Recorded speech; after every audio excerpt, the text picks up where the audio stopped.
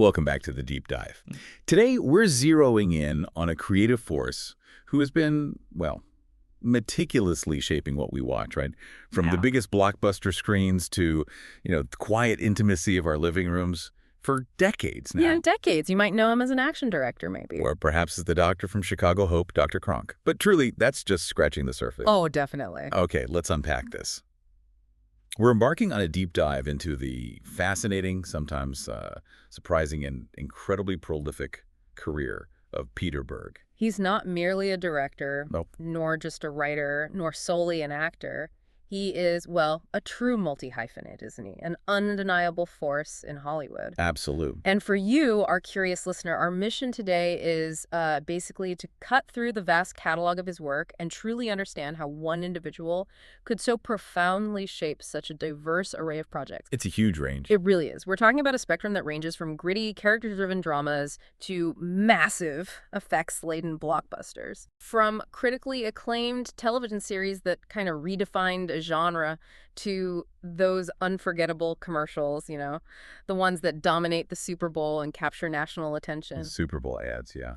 We'll meticulously trace his journey, starting from his earliest aspirations as an actor, through his evolution into a director renowned for impactful, often real-world inspired stories. And to guide us through this intricate and multifaceted career, our primary source today is a comprehensive Wikipedia entry. But don't let that fool you into thinking this is just like a dry recitation of facts. Not at all. This entry, when you carefully distill it, serves as a rich treasure trove of dates, projects, and crucial personal insights. Totally. We'll be extracting the most important nuggets from this wealth of information to illuminate the underlying patterns, the driving passion, and, well, the often peculiar trajectory of Peter Berg's work. Peculiar is a good word for some of it. As we journey through his filmography, expect to uncover surprising connections that span his life, pinpoint significant shifts in his artistic focus, and reveal the consistent themes that often bind his incredibly diverse body of work together. It promises to be a revealing exploration. Indeed. And as is often the case with any compelling narrative, we begin right at the very genesis of the storyteller. Exactly. So let's dial back the clock. Peter Berg was born on March 11, 1964, right there in the vibrant tapestry of New York City. Right, New York. That birthplace immediately sets a particular stage, doesn't it? A bustling, dynamic metropolis, a crucible of diverse experiences which would eventually lead him thousands of miles west to the sunny boulevards of Los Angeles and, well, a sprawling, influential career in film. It absolutely does. And his parentage offers some intriguing early hints that might subtly foreshadow his later artistic inclinations. His father was Lawrence Larry Berg, a decorated U.S. Marine. A Marine, okay. And his mother was Sally née Winkler Berg. That early formative exposure to a military background, even just through his father's profession, could indeed offer a subtle, perhaps unconscious hint at his later profound affinity for military themes. Yeah, you definitely see that later. Narratives of heroism and the intense, often unflinching portrayal of real-world combat and crisis that defines much of his most acclaimed work. Makes sense. His personal heritage was also quite diverse. His father was Jewish, as was his maternal grandfather, while his mother identified as Christian. This speaks to a varied personal background, a rich blend of cultural influences that often enriches an artist's perspective, imbues their work with greater depth. And here's where it gets really interesting, and it's a detail that feels almost, well, preordained. Okay. Through his mother, Sally, Berg is a second cousin of the acclaimed writer H.G. Bissinger. No kidding. Bissinger of Friday Night Lights. The very same. Now, for you, our listener, this isn't just some casual family tie you might learn about at a holiday dinner. This connection is profound, almost foundational. Bissinger's iconic book, Friday Night Lights, a masterpiece, wouldn't just become a project for Berg, it would become the definitive foundational material for his most critically acclaimed and beloved film, and crucially, the enduringly iconic television series that followed. Wow. So it's not merely a shared surname. It highlights a shared, almost faded lineage in crafting impactful, deeply American storytelling that profoundly resonated with audiences. Exactly. It's truly a remarkable, almost circular connection that unmistakably underpins a significant part of his lasting legacy. It really is. Beyond that direct familial link, his mother also co-founded a nonprofit directory of youth-focused charities called the Catalog for Giving. Catalog for giving, okay. And she worked at a psychiatric hospital while Berg was growing up. These experiences, while perhaps indirect, might have subtly shaped Berg's perspective on fundamental human struggles, the importance of community, and complex societal issues, themes that frequently resonate with powerful authenticity throughout his extensive body of work. You can kind of see threads of that, maybe. Yeah, I think so. While he also has a younger sister, Mary, it's really those foundational experiences and profound familial connections that seem to echo most loudly through his creative output. And his educational journey also seems to point directly, almost presciently, towards his future artistic path. He graduated from the Taft School in 1980, a prestigious boarding school, Taft, right. and then continued his studies at Macalester College, graduating in 1984. Crucially, at Macalester, he didn't just dabble. He majored in theater arts and theater history. Okay, so a formal theater background. Exactly. This wasn't merely a footnote on a resume. This formal training bestowed upon him a foundational academic understanding of dramatic structure, the intricacies of performance, and the very mechanics of compelling storytelling. Skills that would serve him incredibly well, you'd think. Both in front of the camera as an actor and, perhaps even more so, behind it as a director, writer, and producer. Absolutely. Post-college, like countless aspiring artists dreaming of the silver screen, Berg made the classic pilgrimage to Los Angeles to wholeheartedly pursue his film career. The LA move. But it wasn't an immediate ascent to stardom or directorial fame. Our sources tell us of his initial struggle, the quintessential paying dues period, Right, gotta pay those dues. where he worked various entry-level jobs such as a prop assistant and a driver. For you, our listener, this provides a freely relatable narrative of perseverance, right? A testament to the sheer grind and dedication many artists face before finally finding their significant breakthrough in the incredibly competitive world of Hollywood. Oh, for sure. It shows that even those who achieve great success often start at the very bottom, learning the ropes from the ground up. Totally. And that initial breakthrough, that first taste of recognition, came squarely in front of the camera. The actor and Peter Berg truly emerged in the late 80s and early 90s, becoming a face you might increasingly recognize across a variety of projects. Yeah, he started popping up everywhere for a while. He popped up in everything from popular TV shows like 21 Jump Street, which was huge at the time, Oh yeah, Jump Street. to indie cult classics such as Miracle Mile, and even genre films like the horror flick Shocker. Shocker, wow. Okay. He appeared in Never on Tuesday, Heart of Dixie, Going Overboard, Adam Sandler's first film, actually. Really? Huh. Genuine Risk, Late for Dinner, Crooked Hearts, Fire in the Sky. Remember that one? Vaguely, the alien abduction one. Yep. Aspen Extreme, FTW. For you, our listener, this wasn't just about accumulating credits on a resume.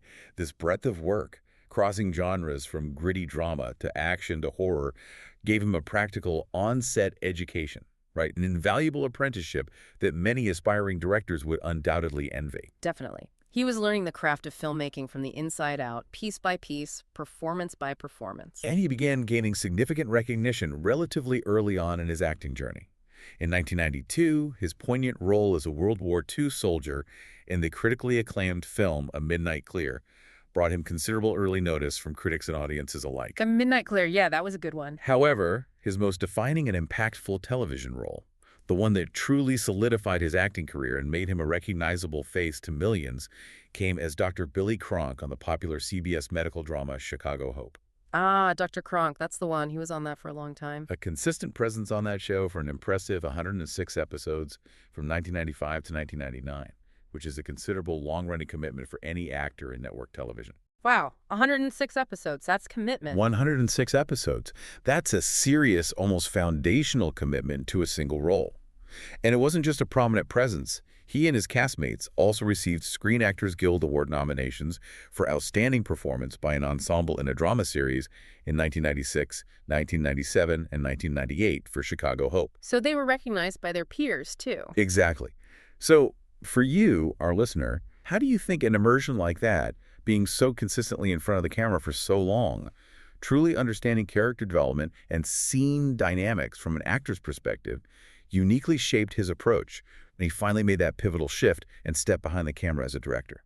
That's a critical question, isn't it? And it really highlights a profound advantage. An actor-turned-director like Berg often brings a unique and invaluable sensitivity to Yeah, performances. they get it. They understand intrinsically the nuances of what it takes for an actor to truly inhabit a role, the psychological challenges of character immersion, and how to effectively communicate with and guide actors to elicit their best work. Right, that communication piece is key. This deeply empathetic insight, gained from being on the other side of the lens, likely shaped his collaborative style and profoundly enhanced his ability to elicit the powerful, authentic performances that eventually became, a hallmark of his directorial work. Makes total sense. It provides him with a foundation of practical knowledge, empathy, and effective communication that not all directors, particularly those who haven't acted extensively, possess.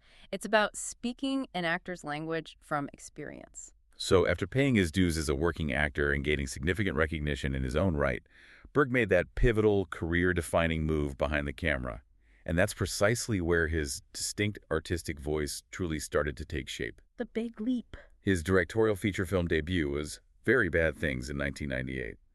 This wasn't a gentle entry into directing. Not at all. It was a black comedy, immediately signaling a bold willingness to tackle dark, edgy, and often controversial material right out of the gate.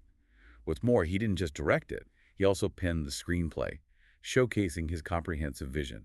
Yeah, writer-director debut. And the cast he assembled for his directorial debut was quite notable, featuring names like Jon Favreau, Christian Slater, Jeremy Piven, Daniel Stern, and Leland Orser. That's a solid cast for a first film. Definitely.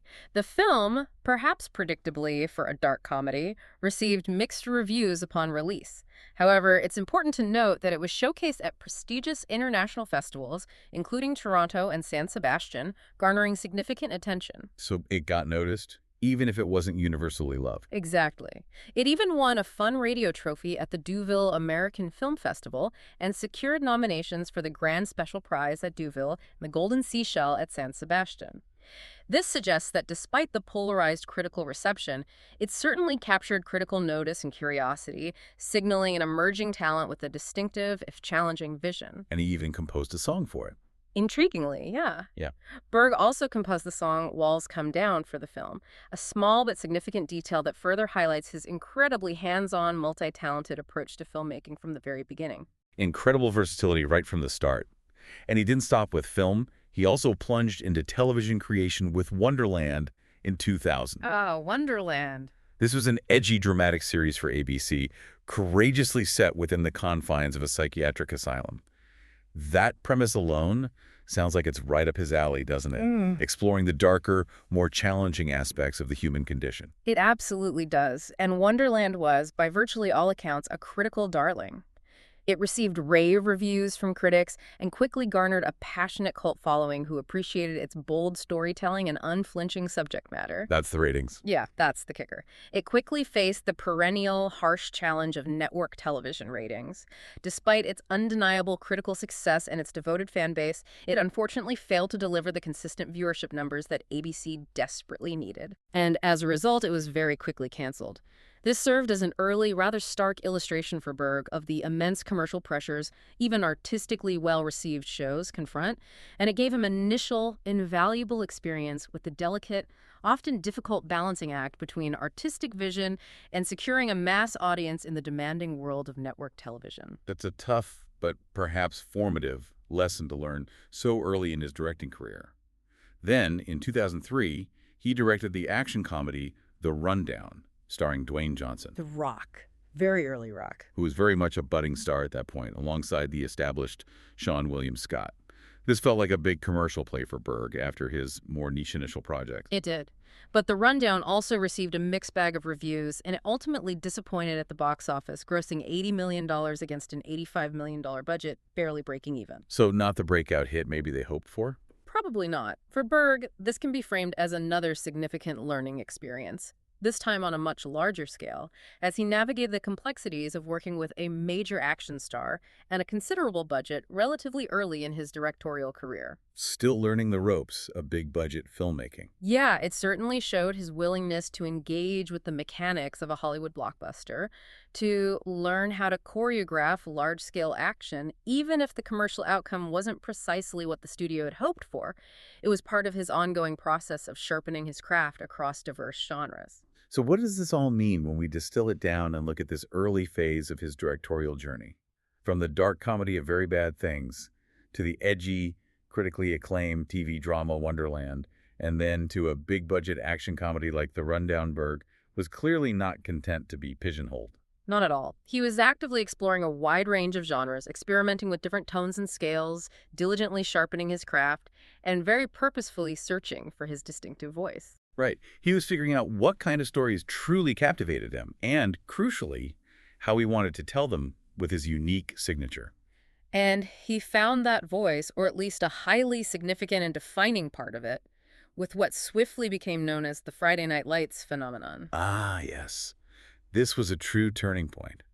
You simply cannot talk about Peter Berg's career without giving significant attention to Friday Night Lights. It's unavoidable. It's almost unavoidable, and that connection, as we mentioned, runs even deeper than most people initially realize.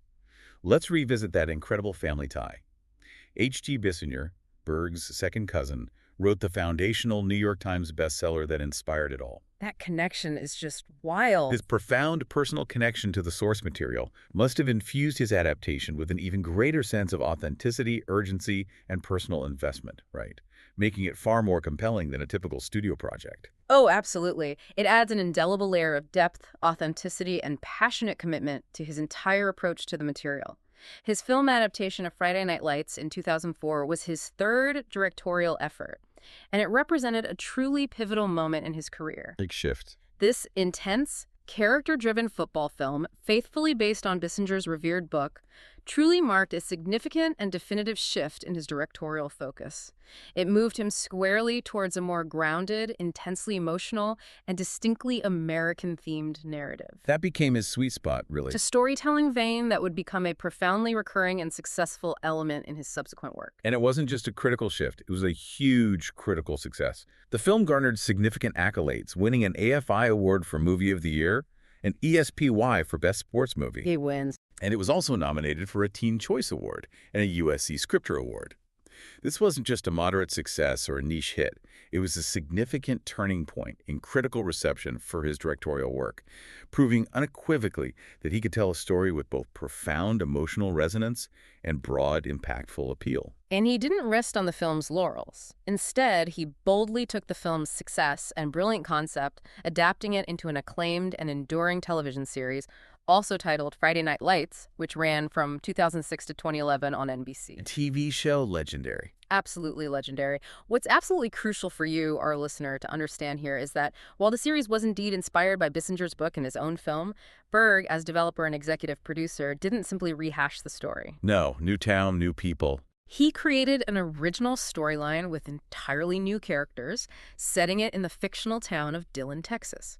This wasn't a mere reimagining. It profoundly showcased Berg's exceptional ability to evolve and expand upon a beloved concept, proving he could innovate within an established framework while preserving its undeniable spirit and emotional core. And the accolades for the television series, for good reason, speak for themselves. It won a prestigious Peabody Award for its excellence in broadcasting. Peabody, wow. And garnered multiple Primetime Emmy Award nominations, including one for Outstanding Directing for a Drama Series for Berg himself in 2007, and another for the series as a whole for Outstanding Drama Series in 2011. Well deserved. This series is, to this day, often cited by critics and fans alike as a benchmark in television drama, a gold standard for raw, character-driven storytelling. Totally. What's truly fascinating here, and a key insight into Berg's craft, is how he managed to translate the heart of this story into two distinct formats: a gripping feature film and a powerful, long-running television series, keeping the authentic spirit while profoundly innovating the narrative and stylistic approach. Yeah. How did he pull that off so well? Oh, for you, our listener, this raises an important question. What do you think were the specific directorial elements that allowed Friday Night Lights to resonate so deeply and consistently across both film and television, leaving such an indelible mark? Good question. The style felt different, didn't it? Beyond the universal themes of community and coming of age, Berg pioneered a raw, almost cinema verite style for the series especially. He famously encouraged actors to improvise, Lots of improv, right? often used multiple handheld cameras, and would frequently film without traditional blocking or even clear marks, allowing for incredible spontaneity. Gave it that real feeling. This wasn't merely a stylistic choice. It blurred the lines between fiction and documentary, making the characters' struggles, triumphs, and aspirations feel incredibly immediate, intimate, and authentic. It wasn't just about the football itself, it was about the palpable tension, the deep-seated pride, and the fragile aspirations of a small Texas town, You felt like you were there. creating an immersive, almost voyeuristic experience that few other shows have ever achieved, letting the audience feel truly embedded in their lives. That human element, that raw authenticity definitely shines through, and it's a brilliant insight into his method. After Friday Night Lights cemented his reputation and showcased his unique ability to blend gritty realism with profound emotional depth, Berg really started diversifying his genres, taking on larger, more ambitious projects and forming key collaborations that would define his next phase. Moving into bigger territory. In 2007, he directed The Kingdom, an action political thriller produced by the legendary Michael Mann, courageously set in the politically charged landscape of Saudi Arabia. Michael Mann producing? Okay. And The Kingdom, yeah, that was intense, yes. And this film undeniably elevated him to a new level of talent collaboration and complex storytelling. It boasted an impressive cast starring Academy Award winners Jamie Foxx and Chris Cooper, Heavy hitters. alongside Jennifer Garner, whom Berg had actually previously met when he appeared as an actor on her popular show Alias. Oh, right, the Alias connection. This project truly showcased his burgeoning ability to meticulously handle complex geopolitical themes, manage large-scale action sequences, and confidently work with A-list talent, moving well beyond his earlier, more contained independent productions. It proved his capacity for sophisticated, high-stakes filmmaking. And then came what might have seemed like a curveball to some, the superhero blockbuster, Hancock, in 2008, starring Will Smith, Charlize Theron, and Jason Bateman. Hancock, yeah, that was different. This was a massive swing for Berg, a departure into a very different commercial landscape. And commercially, it paid off in spades. Hancock grossed over $600 million worldwide, Wow, $600 million. marking an undeniably massive commercial hit for Berg and solidifying his credentials as a director capable of delivering global box office success. It was also nominated for a Golden Eagle Award for Best Foreign Film. So, a huge hit. This demonstrated unequivocally his ability to command a substantial budget, work effectively with global superstars, and deliver a major commercial success, further cementing his place in Hollywood as an incredibly versatile director capable of handling diverse genres at the highest level. But not every blockbuster, even for a director with a proven track record, lands perfectly. That stark reality was evident with Battleship in 2012. Oh boy, Battleship. He directed this military science fiction war film, a large-scale adaptation of the classic Hasbro board game. For many, that was a surprising and perhaps perplexing turn after the success of Hancock and the gravitas of The Kingdom. It was indeed a board game movie, yeah. And despite its enormous budget, its ambitious scope, and its attempt to launch a new franchise, Battleship received quite a different kind of recognition. Not the good kind. It garnered nominations for Golden Raspberry Awards for Worst Director and Worst Picture, and a Houston Film Critics Society Award for Worst Film. Ouch.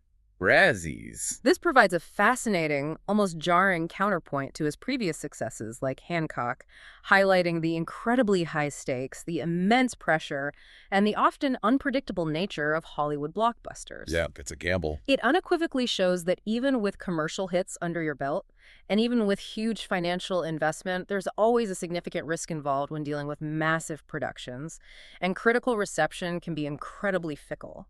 It really illustrates the full spectrum of experiences a director can face. You really do experience the full wild spectrum in this business. Yeah. This brings us to a really defining and prolific era for Berg. His distinct shift towards gritty, often fact-based realism, and his highly significant repeated collaboration with actor Mark Wahlberg. Rib Wahlberg era, yeah. These are the projects that have become almost synonymous with his recent work. Indeed. This era began with significant impact with Lone Survivor in 2013. A harrowing and unflinching adaptation of Marcus Luttrell's book about a Navy SEAL mission. Incredibly intense film. Justin Chang of Variety aptly called it Burr's most serious-minded work to date, which is a crucial observation.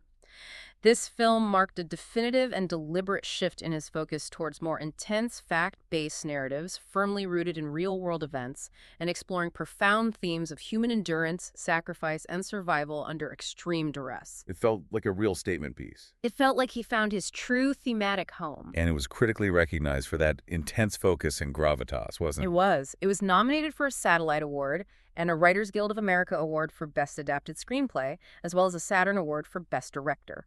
These are serious nominations for serious, impactful filmmaking, signaling a mature and focused directorial hand, confidently taking on incredibly challenging and sensitive material. Absolutely.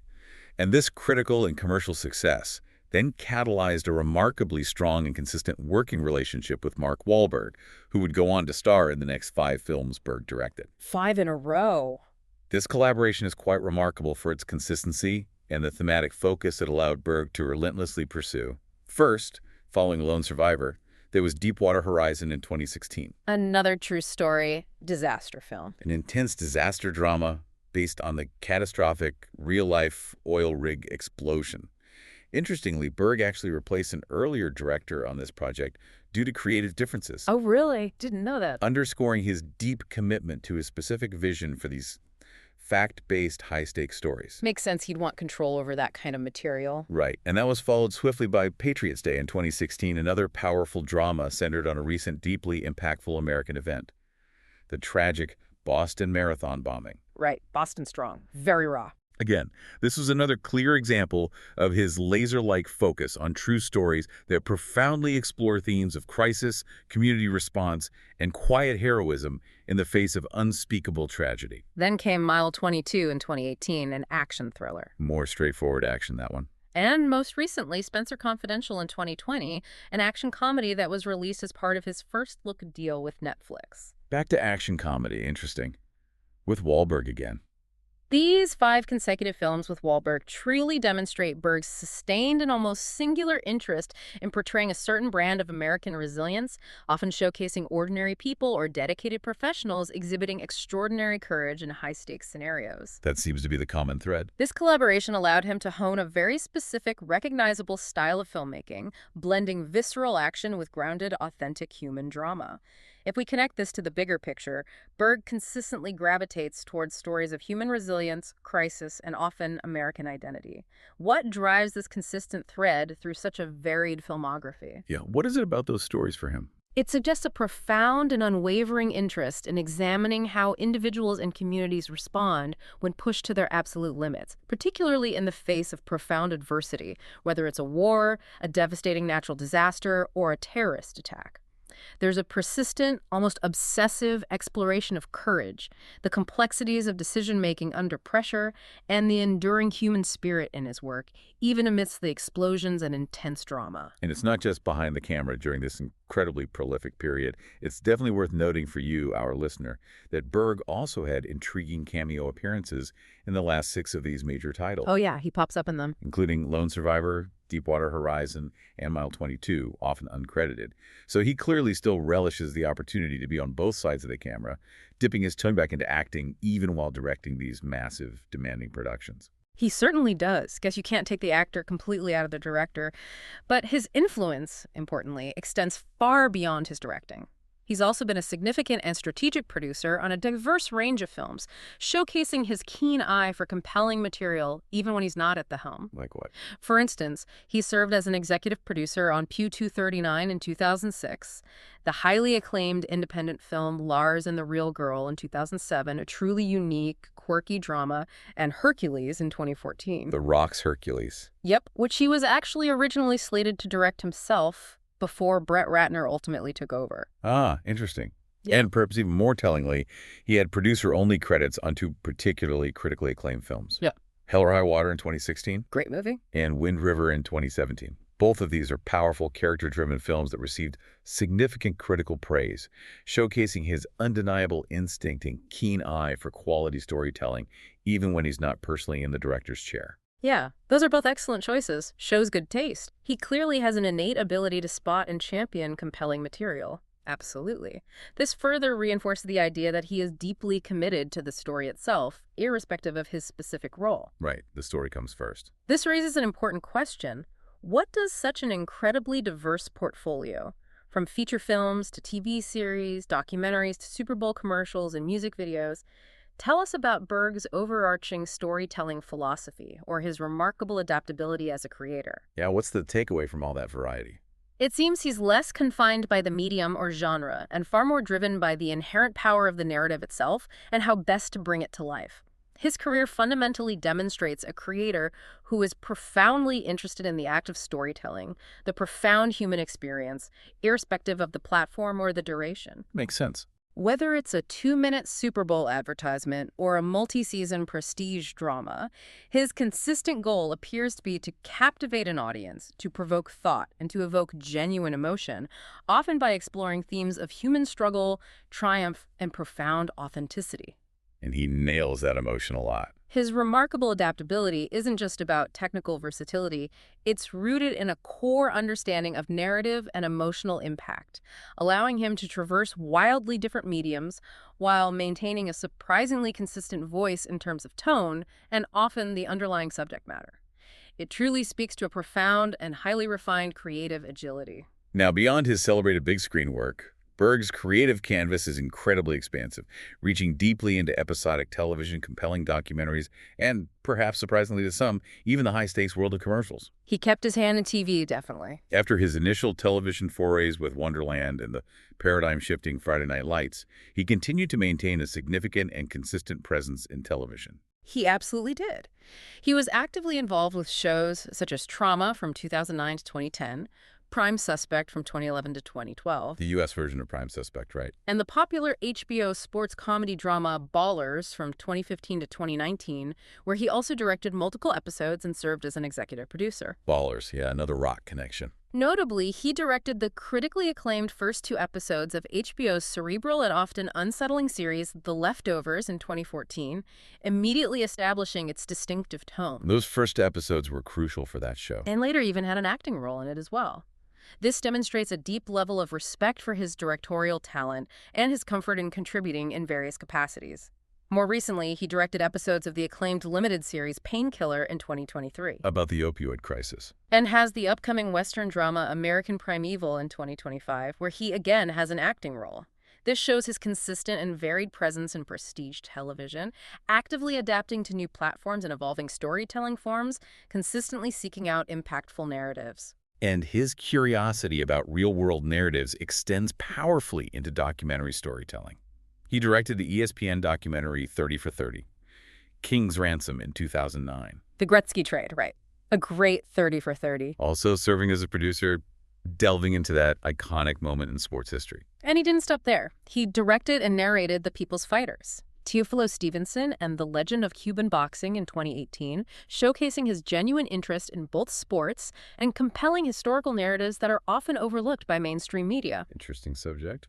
His executive producer credits also impressively extend to documentaries and docuseries, including the critically lauded music series McCartney 3111 in 2021. With Rick Rubin, yeah. Love that. The Revealing Victoria's Secret, Angels and Demons in 2022, and the upcoming God Save Texas in 2024. These projects collectively highlight his incredibly diverse interests and his proven ability to identify and tell compelling stories across a wide spectrum of nonfiction formats, proving his versatility beyond scripted drama. But perhaps one of the most surprising and frankly impressive areas of his expansive canvas is his undeniable mastery of the short-form narrative, particularly in commercial directing. The commercials, yeah, he's in some big ones. We're talking about Super Bowl ad acclaim, which is a league of its own for impactful storytelling. Absolutely.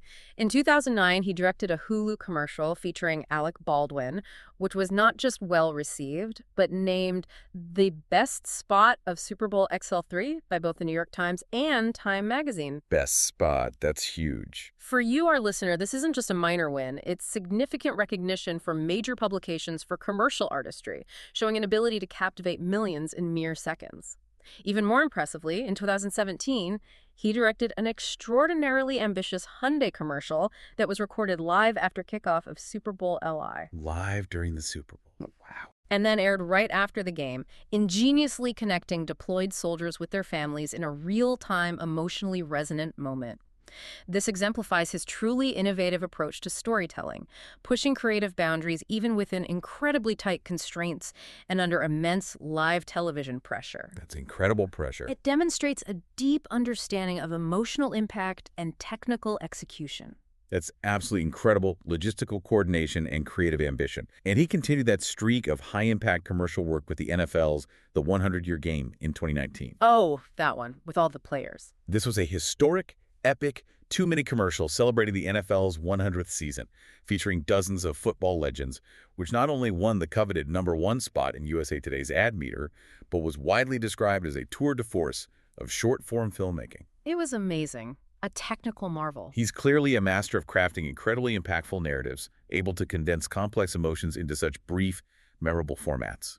And what's truly remarkable about that, beyond the sheer technical prowess and the ability to wrangle so many high-profile personalities, is how he consistently taps into universal themes, even in such short bursts. Yeah, the emotion lands. Whether it's national pride for the NFL, the emotional connection of families for Hyundai, or the personal struggles of characters in a music video, he understands how to deliver a profound punch.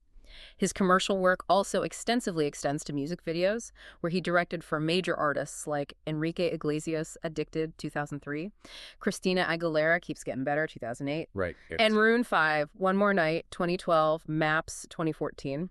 This really rounds out his versatility in visual storytelling across different emotional and aesthetic registers, proving his command over various mediums and audiences. To manage and sustain this immense varied output, Berg has also been incredibly strategic about building and leveraging his own production houses. Smart move.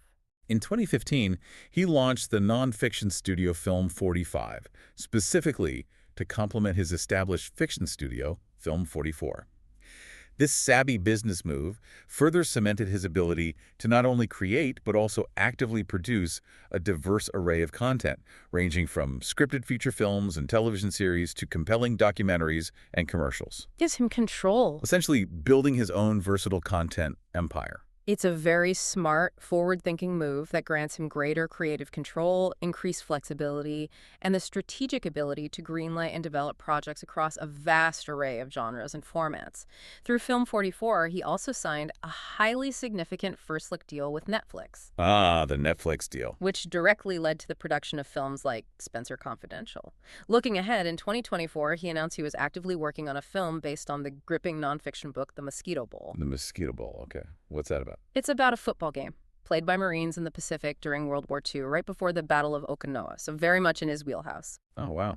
Definitely sounds like a Berg project, indicating a continued dedicated interest in historical, true event, and perhaps military-themed narratives. Yeah, his entire career really speaks to a profound and highly refined creative agility, proving that he's less confined by the medium or genre and far more driven by the inherent power of the narrative itself and how best to bring it to life. Now, diving into a public figure's career often means looking at both their professional accomplishments and aspects of their personal life that, at times, intersect with broader public dialogue. Peter Berg's personal life includes his marriage to Elizabeth Rogers in 1993, which ended in divorce in 1998. Right. They have one child.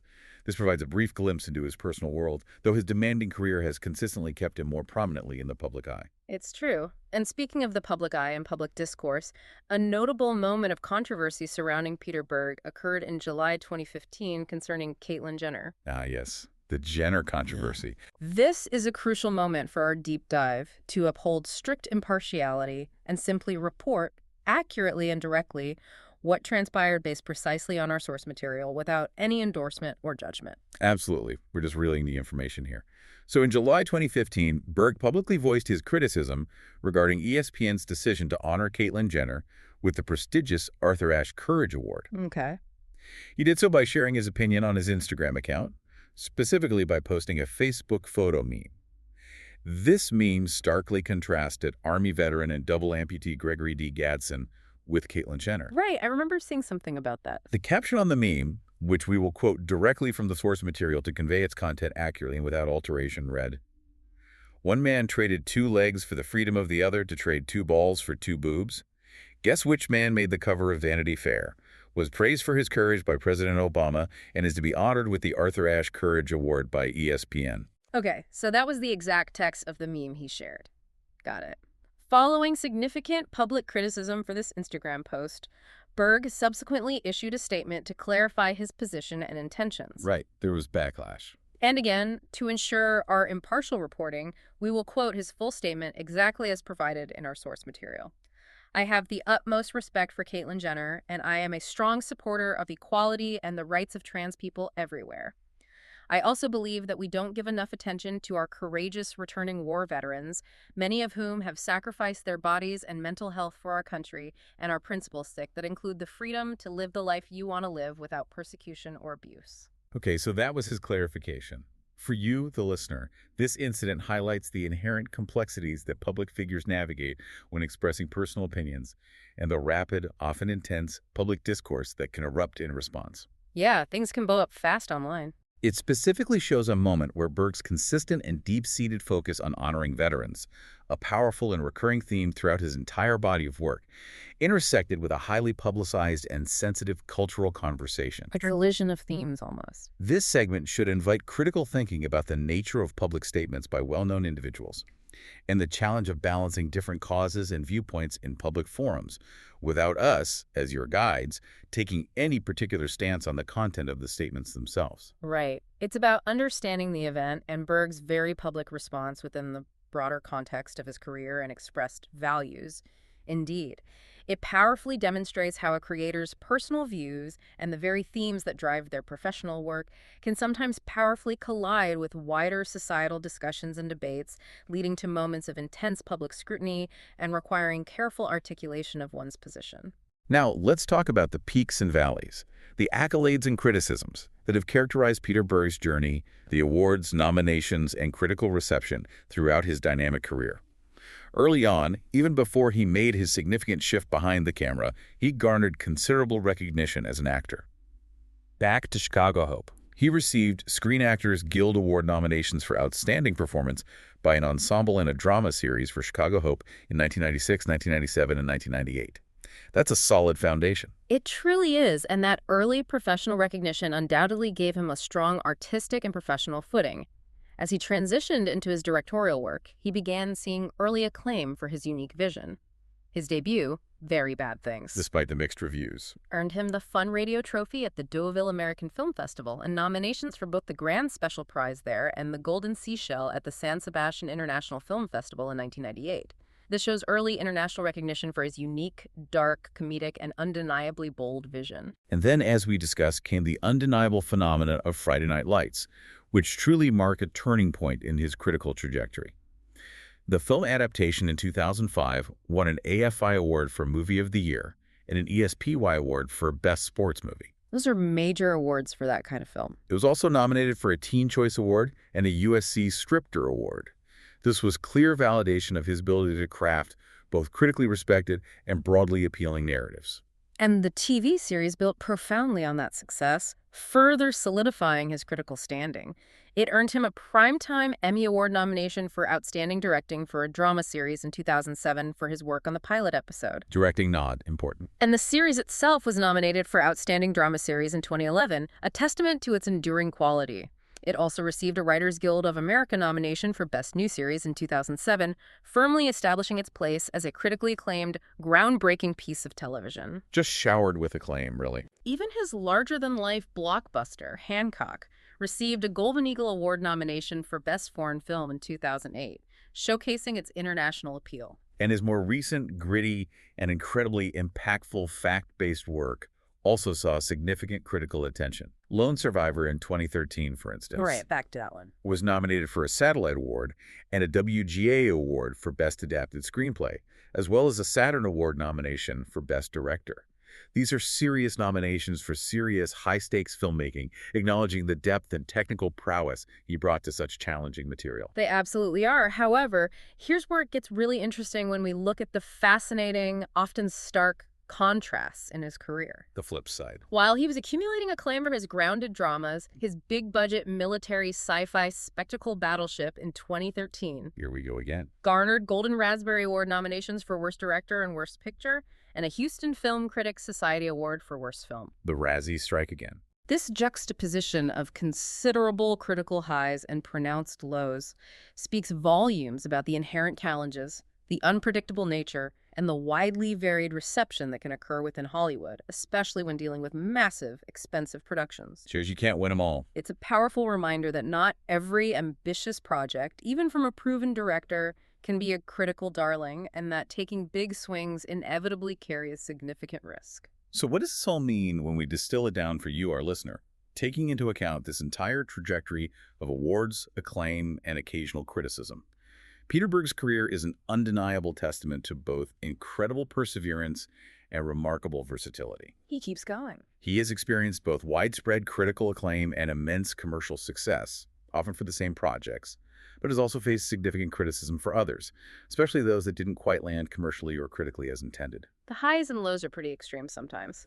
It truly illustrates the unpredictable, high-stakes nature of filmmaking and the constant, often arduous, pursuit of compelling narratives, regardless of the eventual critical or commercial outcome.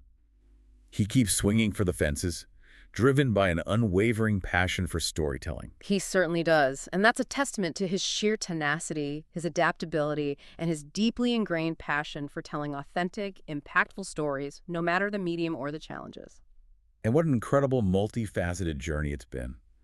We've traced Peter Berg's truly remarkable path, from an aspiring actor who meticulously paid his dues in front of the camera to a director, producer, and writer who has left an undeniable and distinctive mark across the vast landscape of film, episodic television, compelling documentaries, and even those unforgettable high-impact Super Bowl commercials. He's covered a lot of ground. We've seen his remarkable adaptability, his profound willingness to explore and master diverse genres, and his undeniable penchant for crafting stories that often delve deeply into real-world events and explore the raw depths of human resilience. Indeed. For you, our listener, this deep dive into one individual's incredibly dynamic career should reveal the intricate, often challenging workings of the modern entertainment industry, the fascinating evolution of storytelling across different platforms, and the often surprising, almost serendipitous connections that profoundly shape a creative's unique path. It's like that Bissinger connection. Exactly. From the locker rooms of fictional Dillon, Texas, to the perilous oil rigs of the Gulf, Berg consistently seeks out and delivers stories with immense impact, proving unequivocally that a true storyteller isn't confined by medium, genre, or even budget. As Peter Berg continues to explore new historical events, experiment with emerging genres, and embrace different storytelling technologies, it raises an important lingering question for you to ponder as you go about your day. Okay, what should we be thinking about? What is it about his unique blend of visceral, almost documentary-style action, coupled with deeply grounded human drama, that allows him to connect so powerfully and consistently with audiences across such a wide spectrum of stories? That blend is key, isn't it? And considering his penchant for drawing inspiration from reality, what untold true events, what previously unexamined moments of human courage or crisis will he bring to the screen next? Something to consider as you go about your day, perhaps with a newfound appreciation for the multi-hyphenate creator. A truly fascinating and impactful trajectory for a profoundly multifaceted creator. Lots to think about there. Absolutely. And that's our deep dive for today. Thanks for joining us.